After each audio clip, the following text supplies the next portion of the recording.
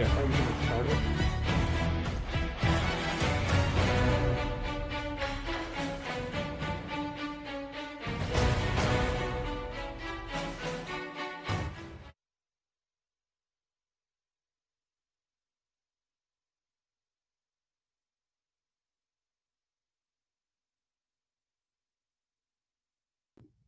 You are live.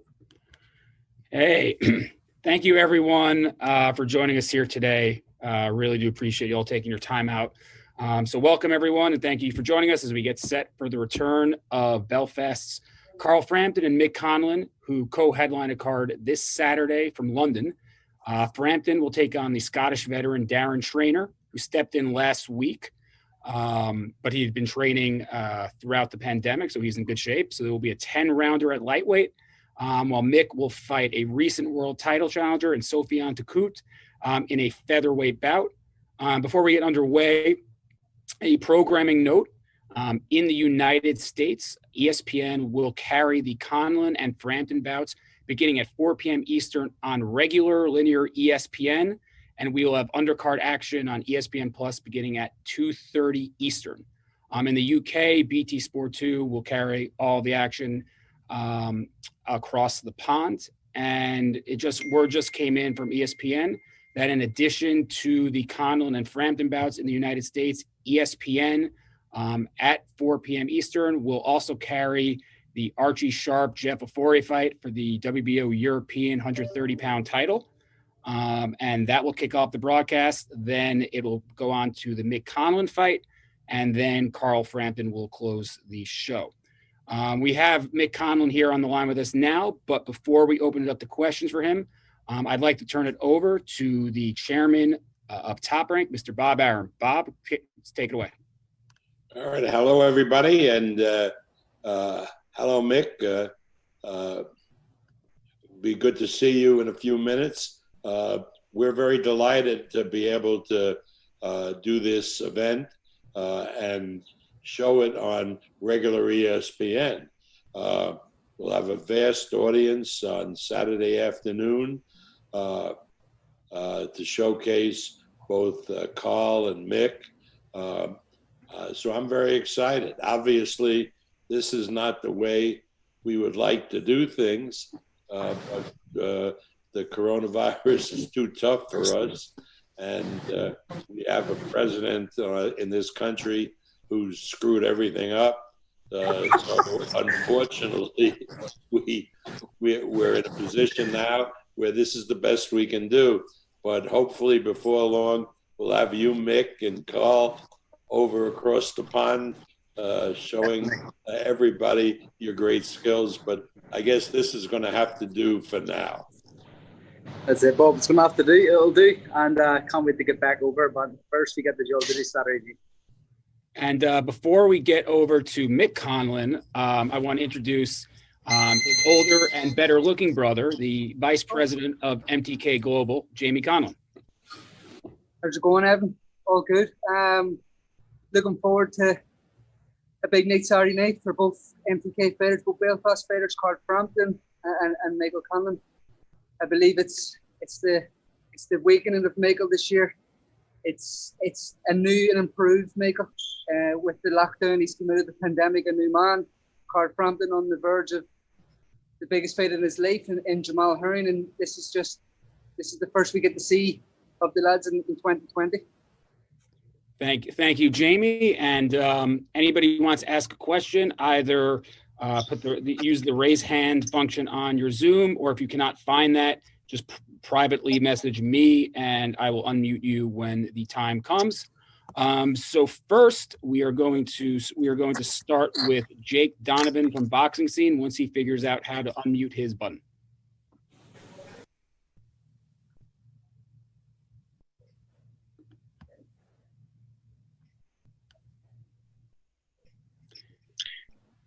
Jake, you there?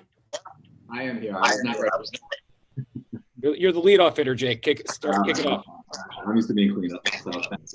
Michael, thank you very much for this opportunity to interview. Just how it feels, just to take the lead and doing this fight, in a crowdless environment. I'm really excited about it, Jake. This is something that I've been wanting to do, and something that's kind of really excited me. The fact that it's going to be a challenge, something different, something that I haven't experienced as a professional boxing in an arena when I won there. It's exciting me to hear those winces and the pounding of the breath, everything about it. It's something that is really lit a little spark of me in training camp. I've been sparring no music on, burning anybody in the gym, and I just love it. I love every minute of it. That silence in the ring and that alone time with an opponent is nice. Okay, very cool. So obviously some big news with you. You were in position to challenge for a featherweight title at one point. Then your team made the decision where you're going to be challenging at junior featherweight. I just wanted to know how that decision came about for you. Well, if you were up to date on everything before the Nikitan fight, I was already speaking about going to 122. And that was the talk. I was going to go to 122, but obviously Nikitan wasn't going to fight at 122, so I was happy to stay at 126 for that. And then it looked like I could be staying there. And then I've come out of this pandemic later than I've ever been. I think it's just hit the reset button on me, myself, and kind of refocus myself. So I came out really late, close enough to I could make 122 tomorrow if I really needed to. So that's why the decision was made. It was already talk about it, but with out of the pandemic, much more realistic chance of doing 122 with ease. Gotcha. And then, pardon my ignorance. Is this fight going to be at 122, or are you going to stay 126? No, it's going to be 126 for the simple reason. Takoucht, the fight was kind of already in place during the pandemic, and they made it They actually started off at 130, and then I came back and checked my weightings, and I was like, I can do 126 tomorrow. So can we make it a 125? He says no, he can beat the latest he can do is 126. So I says no problem. We'll face Takoucht 126, and then after that we'll make a move. Okay, very cool. And then, assuming all goes well on Saturday, I know you're not the type to look past an opponent. How soon would you like to emerge into the title picture? Next fight. I would love it in my next fight. I know, it may not be possible with the way things lie with the WBO, but 100%, I'd be happy to challenge for the WBO title next. Okay, very cool. Thanks so much, Michael. Thank you. Thank you, Jake. And we kick it off next to Carlos Toro from Fight. Hey, Michael. Thanks so much for taking time to talk to us. Obviously, the whole pandemic has definitely shifted around a lot of plans involving you and, with a lot of fighters in general. But I just wanted to just ask, how difficult has it been just kind of have to wait for so long to kind of get, just to get an idea of when you're going to be fighting, and just in general, just the general feeling of, you want your next fight to be a title fight, but obviously with how unpredictable things are, how do you kind of just cope with the uncertainty that the sport is in right now because of the pandemic? Yeah, well, listen, all of that's out of my control, and I can't control it. A global pandemic is something that I couldn't stop. Nobody could stop. God couldn't even stop it. So there was no point in me getting caught up about it. Worrying about what is next, I'm worrying about when I'm going to box next is not really something that came into my mind when people were apparently down all around the world. So, it didn't bother me. In fact, the pandemic made me much better. I'm a much better fighter, I think. A much better human being. I'm a much better, happier person. It done me really good. I got to be. It was the longest I was home with my family since I was 17 years of age. Longest I've been around my kids since they've both been born. And it kind of just reset everything for me and made me kind of realize where I want to go in the sport, what I want to achieve, and how realistic it is and how close it is. I just got to stay focused and get there. So, if the world title is next, I would hope it to be the fight after. If it's not that, who knows? And it's not my control to even say so. So, whenever it happens, it'll happen. But I know it'll happen. So, time doesn't wait, and I don't wait either. But if I have to wait an extra few months to get a shot, no problem. Lastly, what's been one thing that you've kind of had to change in preparation for this fight, as far as getting not just working in the gym, but also just the general fight week feeling that you've gone through plenty of fight weeks, but I'm sure this one must be a little bit different with everything that's been going on, all the changes that's been happening. If I'm honest, it's the most relaxed and chilled fight week I've ever had. It's been fantastic. usually we have, the hoopla, the hyper bowl, everybody around, everybody looking at interviews, having to go here and there to the interviews. But, it's been chilled at the hotel, chilled out with the team, having fun. This time I actually brought my PlayStation and playing some Call of Duty. And it's been great. I've had fun. So, I'm in a really good place. Come this way. It's the best I've ever felt, and I'm excited for Saturday. Well, I'm glad you've been able to find time to relax. Best of luck this weekend in your fight.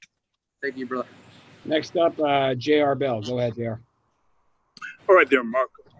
On March 12th, you were at the theater at Madison Square Garden, and you were about to prepare for a main event there at the theater at Madison Square Garden. But unfortunately, it had to be, basically canceled. So how does it feel to, finally be ready for an actual fight and stepping into the ring on Saturday? Yeah, it's fantastic. Actually, the only game I've kind of had any worries in this camp was when I got tested yesterday. I was like, I hope it doesn't come back, positive, and I think it's full, but it's not. It's come back perfect. So the fight's on, but it's nice to have a fight here, and I've been with it a long time. The last time I boxed was December 14, so it's been it's the longest I've been out of the ring as a professional fighter, and it's been nice, but it's time to get back to work, and I'm really excited. Now, seeing as you were a top contender at 126, but now you made the announcement to go down to 122. How do you feel about competing there at the 122-pound division and potentially fighting for a world title there at 122? I'm very confident. I think I'll be a huge 122 and a problem for everybody and anybody. And I do believe I'll be world champion at 122 first. Gotcha. Thank you very much, there, Michael. Thank you, bro. Take care. Thank you, JR. And next we have Boxing UK. You ready? Hi, Michael. It's Steve from Boxing UK. Hey, Steve. What's happening, mate? Hello, mate. Just a couple, Michael. The last time you were out at Madison Square Garden in front of thousands of fans, it was quite an occasion. Yeah. What's your mindset for this weekend? There's going to be nobody there except your nearest and dearest. Yeah, listen, it's exciting me. The fact that it's different. I've experienced it. I have experienced it. I mean, not in the professional ranks, but I've experienced it in major fights around the world as an amateur. When you're boxing at the highest level in the amateurs, you're fighting the best guys in the world in front of 7 people, and it's probably in some country like Lithuania where no one knows you, no one's even there for you. So it's no problem. I'm excited about it. I'm looking forward to experiencing it as a pro, and it is something different, but something that I think I'll excel in. Good, man. And the fight itself, us UK fans will obviously know Sofiane Takoucht for the Warrington fight. Yeah. Is there any pressure on you that people will obviously look to match Warrington's performance, or are you just focused on your own game plan? We're both completely different fighters in terms of styles. And then at the same time, Warrington is coming off, 3 great wins against Galahad, Frampton and Selby. And, his confidence is sky high. Takoucht come into that fight and unknown, really, in front of 20,000 people with no fans there himself, under a lot of pressure and got blew to the water. So I don't really take anything from that fight. I don't think that was the best Sofiane Takoucht you'll see, because I think he was a deer in the headlights. You know what them crazy Leeds fans are like, and how they kind of take the solo away from some people. And I think Takoucht was one of those type of people who folded under that type of pressure. So he's got to come in here. He's going to come in here on Saturday night, much more experienced than me as a professional, much more fights than me, the same amount of stoppage wins that I have fights. So he's going to be coming in confident. No crowd there to scare him or kind of get his back up. So I think he's going to be confident. He's going to believe he can win this. This is a chance for him to get his career back on track. But I believe me being a younger man, definitely more amateur experience and definitely more pedigree, I believe. And I just think I'm an all-round better fighter. So I think he won't last me in there. Good, man. We're looking forward to it, Michael. Best of luck on. Thank you, bro. Before we get to Crystal, if anybody else wants to ask questions, you can, again, use the raise hand function. Crystal, you're up. Mick, can you hear me? Hey, Crystal. Oh, hey, as you would say, your biggest fan, the last time we were together, Mikey Williams took our picture, and before you knew it, St. Patrick's Day was canceled. And what happened from there? Could you do a little walkthrough? Did you go back to Ireland? Were you able to train there? And I take it that right now you're in London. Yeah, right away. We stayed in New York for another day and had some nice pizza and cannolis in Little Italy, and just enjoyed ourselves. I was in New York, so I may as well enjoy the great food which they have there. And then after that, I went home, started to bake, started to eat loads of food. Was non-stop baking cakes and eating cakes and drinking tea. But obviously, you get bored of that very quick, and everything kind of normalized, and just kind of started getting back training, doing different types of training, half marathons, 50K cycles, a lot of different types of stuff, and kind of just found the love again for the sport and found love again for just exercise and training. So it was really good. The pandemic was good. Were the gyms open? Were you able to train, or was everything closed? I have a gym in my garage, so everything was okay. I had a gym in my garage. My father is the national boxing coach of Ireland, and he was able to come and do some training with me, so it was okay. And do I take it, is your opponent a southpaw? Yes. Are you? How did you prepare for that? Is it? Yeah, I had every spar I had was against southpaws, and they prepared very, very well.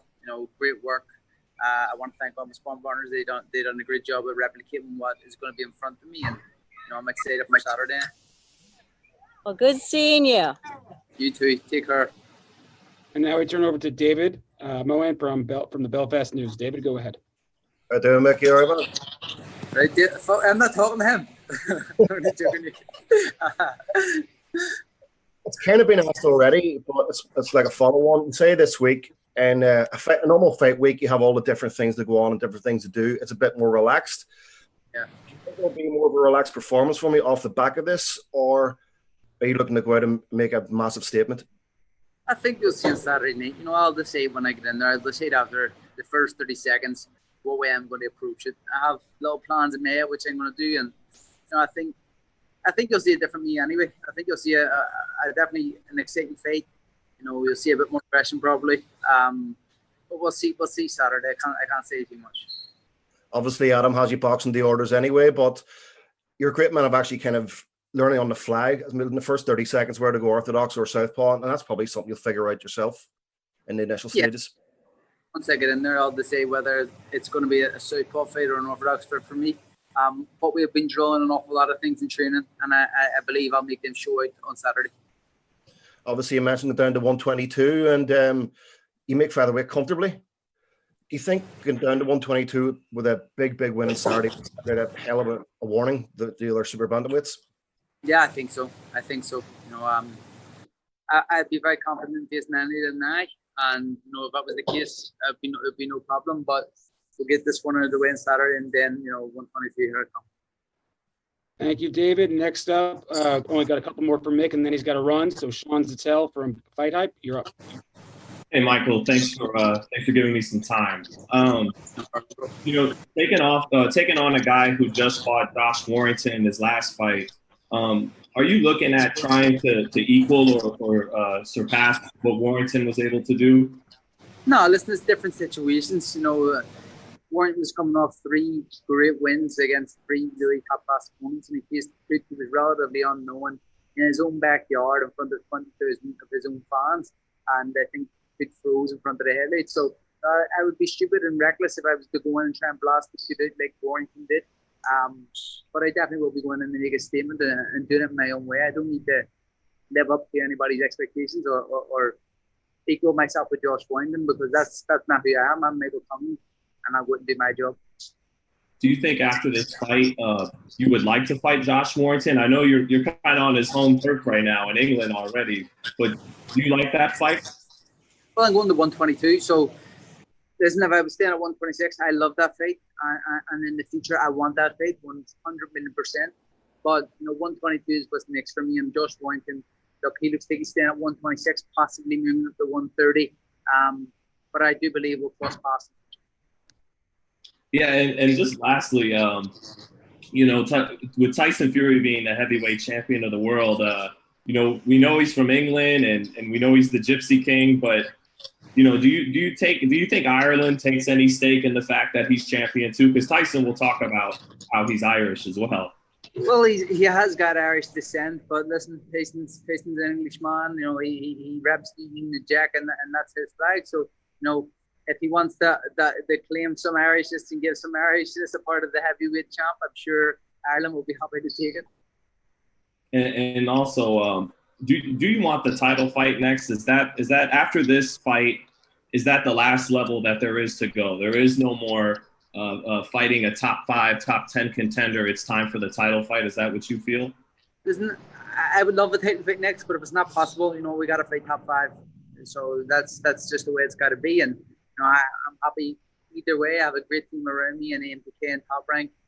Bob and all the guys, they look after me so well, and they've managed my career and moved my career fantastically. So whatever it is next, I'm ready to go. Whether it's a world title or whether it's an eliminator, whatever it is, I'm ready to rock. Thanks so much, Michael. Good luck Saturday. Thank you. Thank you. And thank you, Michael. Thank you, Jamie. I see you're in the gym, so let's let you get back to it. See you later. I'm a beast. See you on Saturday night, right, Mick? See you later. Have a take care.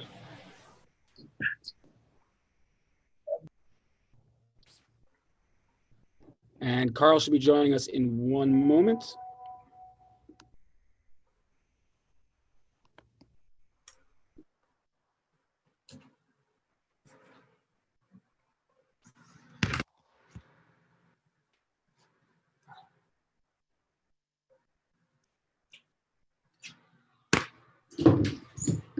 All right, it looks like we have Carl Frampton on the line here.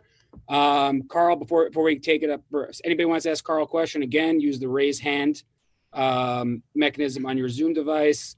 Before we get started with questions, Carl, you came in with an opponent who accepted the fight on 9 days. So did that throw you for a little bit of a loop? And now you're taking a temporary stop at lightweight for this fight. So can you talk about both of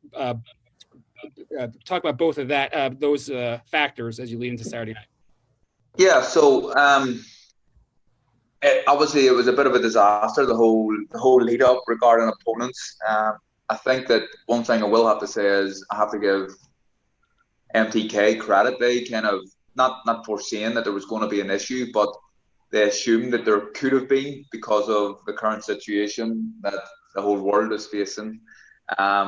It turned out Corona didn't affect anything, but the issue was visa problems for Vardanyan, the original opponent. So I think Traynor has been being paid by MTK to train for the last sort of 4 or 5 weeks on the chance that this fight may have came about. So Traynor has been training for me for 5 weeks. I've been training for him for 1 week.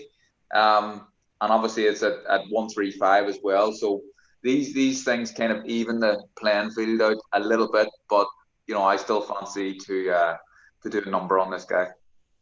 Now for our first question, we kick things off to Jake Donovan. Jake, go ahead. Thanks, Evan. Thank you for helping me with the unmute button. Carl, thank you very much for joining the call. I did want to ask, you mentioned that you're going to be fighting this fight at lightweight. I think you mentioned earlier in the week that you haven't even had the chance to really fight as a junior lightweight. So how has that affected you, if at all, like in training, like wanting to prepare for a new division and actually having to prepare for heavier weight? Well, it hasn't really affected me. To be honest, I've kind of enjoyed this fight week more than any other because I've been doing the weight okay. I done a little kind of 10-minute session on the pads yesterday. But that was it. It was just a sharpener. I didn't have to train. I'm like right now I'm 3 pounds over lightweight, so restrict a little bit of food tomorrow, and I should wake up at 135. The thing is, I think the trainer sees this weight. I think he probably could have got down a little bit more than 135, but he thinks that this gives him an advantage. But although I'm short in stature, I walk around at like 150, 148 anyway. So it's probably doing me a favor as well. Okay, very cool. And then I know there's been a lot of talk about you fighting Jamel Herring. You guys even had like a virtual press conference with Christina Poncher about it. Just with all the craziness in this year, like just like what have you been able to do, like, just to kind of focus on keeping your career on track while also, ensuring that fight will happen for you? Well, look, it's, I've had the last few years, there's been a fair bit of turmoil and things have been up and down, and I haven't been the luckiest fighter in the world, and neither has Jamel. But what's going on with boxing at the minute and the current, the pandemic that's going on all around the world, it's affecting us all. So it's not just affecting me. So I just have to see it for how it is, deal with it. Everybody else is in the same boat. They all seem to be dealing with it. So that's my outlook. Okay. And then I'm sure you had a chance to watch all the ESPN fights that have come back, taken place in the bubble. What's been your take on watching these guys fight, without a crowd? And, like, have you even envisioned what it's going to be like for you this Saturday? It's been, I think the shows have been good. I suppose that Top Rank and ESPN were the first guys to come back, and the shows are of good quality. I like the fact that you can hear the noise of the shots a little bit more, and you can hear a bit of communication between the corners to the fighters, and even sometimes fighters talking to each other, which is interesting. It's things that you don't normally see on TV. So I've liked it. I'm a boxing fan, and I've enjoyed watching it. And I suppose it's important to keep putting these fights on and make sure boxing stays relevant and just doesn't disappear because of what's going on. Thank you, Jake. Appreciate it. Next, we go up to Damien Spellman from PA News Media Group. Damien, go ahead. Thank you. Hi, Cal. How you doing? Good, thanks. Good, thanks. Cal, you mentioned Jamel Herring there. Is that plan still in the offing somewhere? Will that be resurrected at some point, do you think? Yeah, look, yeah, I think so. That's the fight that I want. I suppose that we kind of had a date agreed. June 13th was the proposed date, and I think everything was pretty much set to go, and the fight was going to happen. And I suppose there was a chance with it kind of falling away a little bit that he wouldn't be as keen anymore, or maybe Top Rank wouldn't be as keen to make the fight, or the governing body. But everyone seems on board. I want the fight. Jamel wants it. Top Rank and Bob Arum want it. So I think that is the plan. To have that fight next. Sure. And you mentioned there how much frustration you've had in the last few years, postponements and injuries and what have you. Have you ever thought, I don't need this, I don't need the hassle, it's time to hang the gloves up, or is just that, does that burn in you still so strongly? Well, after the Josh Warrington defeat, I in my head I was retired. I was going to retire. I hadn't announced retirement, but I just thought, I suppose I was not embarrassed, but my pride was hurt a little bit. And then when I sat down over the new year, because it was just before Christmas, and I kind of reflected on the fight, and I knew that it was more down to a bad performance from me and me tactically getting it very wrong and tactically making wrong decisions in the first 3 rounds. That was the reason I lost that fight, more so than me being over the hill or on the slide, because if you see what I'm doing in the gym still, you wouldn't suggest that I'm over the hill that some people are doing at the minute. So I know that I'm a better fighter than the Warrington performance, and there's a lot of stuff that's going on, that the break of the hands and stuff and other things, and coronavirus too. So I haven't thought about that again since the Warrington fight. I want to win a world title, and that's the drive. Brilliant. I'd say something. Yeah. Thank you, Dave. Appreciate it. We gotta get rolling. And before we get to Sean, now that we have Bob on the call, and Damon mentioned the Jamel Herring fight. Obviously, it was originally scheduled for June, but everything that's happened has pushed it back. Bob, what are your thoughts in terms of the logistics of getting a Frampton Herring fight done? Should both Carl be victorious on Saturday and Jamel victorious in September? Jamel Herring will defend his title against Sequendo. Finally, we'll get that off. We had 2 postponements because of this coronavirus. But that fight will happen September 5. And if Jamel is successful, and if Carl is successful on Saturday, I have a date picked out in November where they'll fight for the title. That's done. I mean, everybody's on board.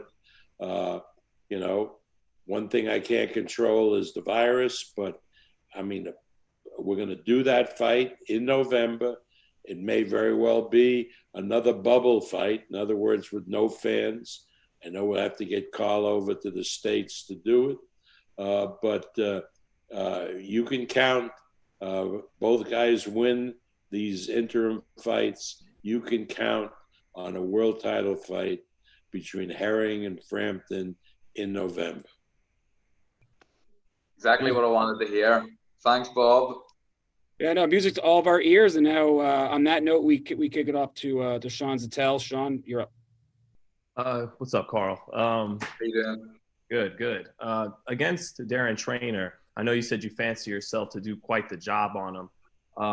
We know you got great skills. Are you trying to just showcase all the tools against him, just put on that kind of performance, or are you going in there with a game plan to build on things that you feel you'll need to do heading into a Herring fight? No, not really. People have asked me this question, you know, do I want rounds and stuff? And look, whatever happens in the fight. If I get the opportunity to take this guy out in, say, the first 30 seconds, I will do that. So I don't need rounds at this stage of my career. I've fought plenty of rounds. I know how to fight.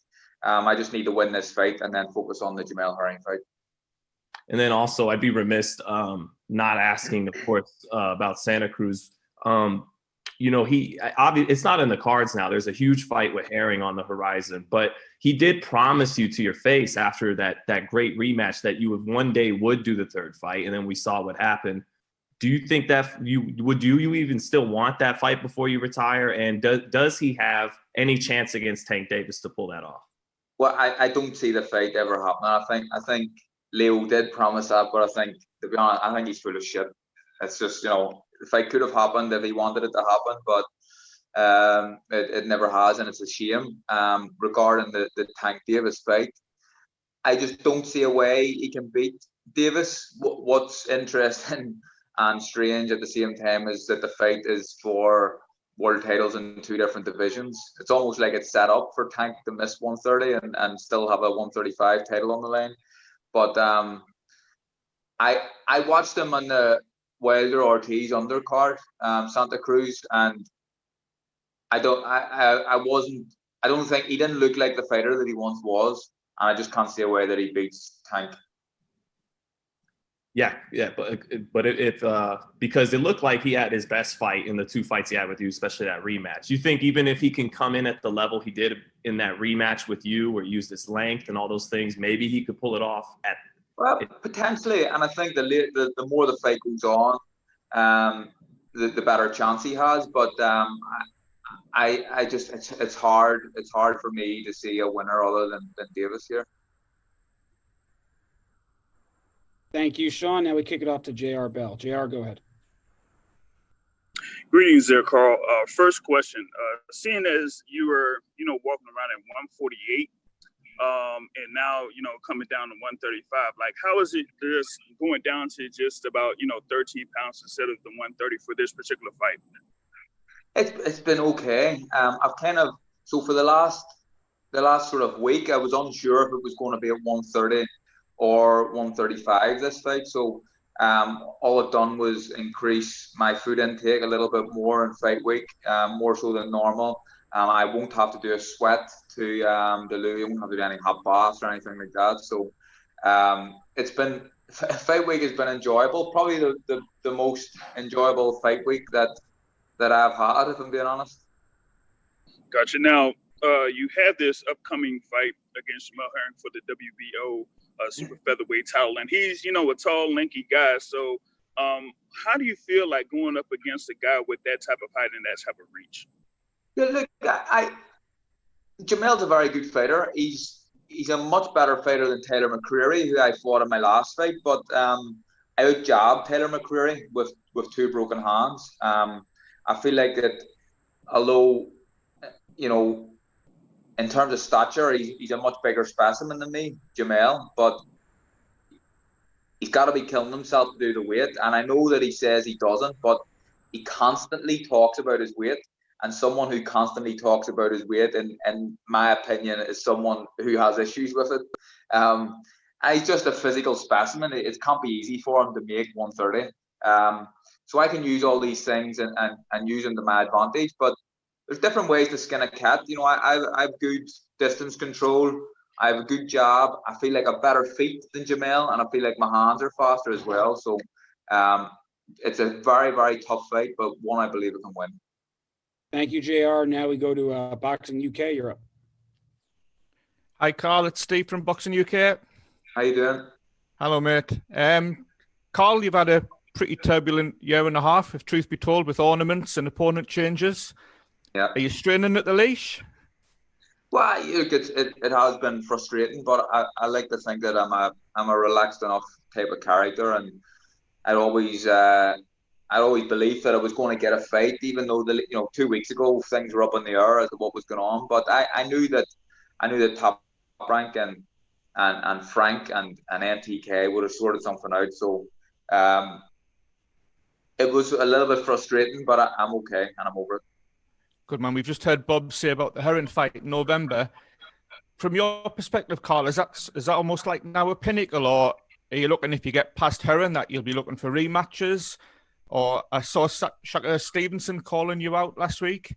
Are you hoping to go on a long run as a champion again? Well, it's one fight at a time at this stage of my career. So I have Darren Traynor to deal with first, and then I can focus on Jamel Herring. And if I beat Jamel Herring, then I'll make a decision as to where I go after that. But it would be nice to unify a second division, wouldn't it? So the options will be there, I'm sure, but I'll make a decision after the Jamel Herring fight. Good man. And last one, more of a UK one. Just your thoughts on the Eddie and Frank get together? I think it's good for boxing. It's good for boxing in the UK. Good for, I suppose, boxing globally as well. But proof is in the pudding. Hopefully they can get some of the top stars, both stables together to make the fights. But it seems the initial chat between Frank and Eddie seemed positive. So hopefully we can see some cross promotional fights taking place. Good man. Best luck at the weekend, Carl. Take care. Thank you. Thank you, everyone, for joining us today. But before we go, Carl, any final thoughts you want to share with everybody as you get ready for Saturday night? No, just look forward. I think it's going to be a good performance. If my last spar is anything to go by, then I think I win this fight convincingly. My last spar, I feel like, was the best I've sparred since I've been with Jamie Moore and Nigel Travis. And I'm just looking forward to put on a show. My ring walk tune as well is an unbelievable tune. Keep an eye on that as well. Well, thank you, Carl. We'll let you get to it, and we'll close the call with a final comment from Bob Arum. Bob, any final thoughts you'd like to share with everybody? Yeah, I'm delighted that ESPN will be televising this event and showing it on ESPN's main channel. It's 4 p.m. in New York. I'm here in LA, and it's 1 p.m. in LA. So I'll be outside with my outside television set with a big Cuban cigar, and I'll be enjoying the festivities. And good luck to Mick and to Carl. I'm sure they'll come through. I'm looking forward to having them over here in the States in October, November. We're doing one fight show a week for the foreseeable future. And so we need the English and Irish reinforcements to come over here and help fill our cards. And big things in store for both Carl and Mick this year. Hopefully both will be fighting for world titles. Can I just say one thing, Evan? I'd like to thank Top Rank, Bob, and MTK and Frank as well, just for giving me these opportunities. And I hope I don't disappoint at the weekend. I'm sure I'll win the fight, and the fight with me and Jamel Herring will be a dream come true. Well, I think that is the perfect place to end this call. So thank you, Bob. Thank you, Carl. Thank you, Mick, for joining us today. And thank you, everybody who asked questions and who joined us on the call. And we will see you Saturday night on ESPN regular, not Plus, at 4 o'clock. Plus starts at 2:30 Eastern, ESPN linear at 4 o'clock. Thank you, everybody. Bye. Thank you.